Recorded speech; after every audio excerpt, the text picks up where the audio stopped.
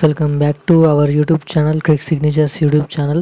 So friends, ఈ రోజు ఈ వీడియోలో అయితే మనమైతే ఆసరా మరియు చేయుత పింఛన్లకు సంబంధించిన కొత్త అప్డేట్ అనేది మనమైతే ఈ వీడియోలో అయితే తెలుసుకుందాం.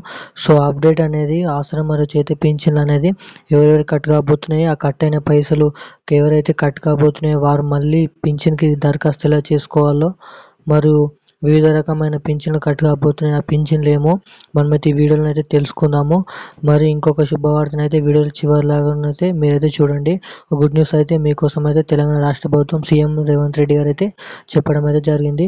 సో ఆ న్యూస్ ఏంటో వీడియోని అయితే లాస్ట్ వరకు చూసి తెలుసుకోండి. సో దానికంటే ముందు అయితే మనకైతే వీడియోని అయితే లైక్ చేయండి, షేర్ చేయండి, తెలిసిన వారందరికీ వీడియోని అయితే షేర్ చేసి ఛానల్ అయితే సబ్స్క్రైబ్ చేయండి. అప్పుడే మరిన్ని లేటెస్ట్ అప్డేట్స్ అనేది అందరికంటే ముందుగానైతే తెలుసుకోవడానికి అయితే ఛాన్స్ ఉంటుంది.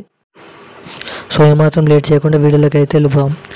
సో తెలంగాణ రాష్ట్ర వ్యాప్తంగా మనకైతే ఆసరా పింఛన్లు అనేది కంటిన్యూ చేయడం అయితే జరుగుతుంది. సో ఎవరైతే చేయుత పింఛన్లు తీసుకుంటున్నారో వారికైతే ఏజ్ ఎక్కువ అయిన వారికి కూడా మనకైతే ఇంతకుముందు పింఛన్లు అనేది ఇవ్వడం అయితే జరిగింది. సో వారికైతే ఇంకా కంటిన్యూ చేయడం అయితే జరుగుతుంది.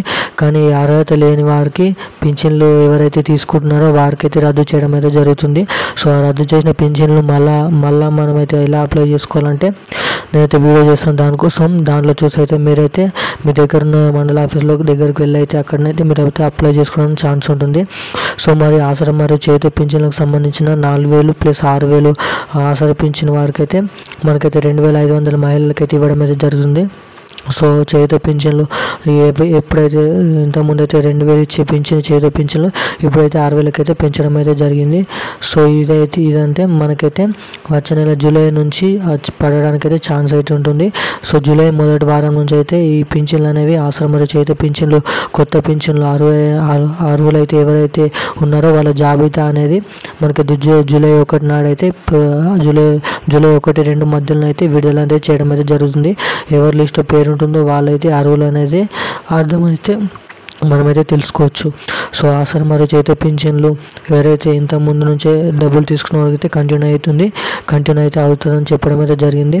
సో మరి ఎవరైతే ఏజ్ ఇంకా తక్కువ ఉండి పింఛన్లు అయితే ఎవరైతే చూసుకున్నారో గవర్నమెంట్ జాబ్ చేస్తున్న వాళ్ళు ఇంకా వివిధ రకమైన ఒకటి పింఛన్ కాకుండా 3-4 పింఛన్లు ఎవరైతే తీసుకుంటున్నారో వారికైతే రద్దు చేస్తామని అయితే సీఎం రేవంత్ రెడ్డి అయితే మనకైతే ప్రకటన అయితే చేయడం అయితే జరిగింది. సో ఇది అంటే లేటెస్ట్ అప్డేట్. మరిన్ని అప్డేట్స్ కోసం మనమైతే ఛానల్ అయితే సబ్స్క్రైబ్ చేయండి, పక్కన బెల్ ఐకాన్ కూడా ఆన్లో పెట్టుకోండి. Thank you guys.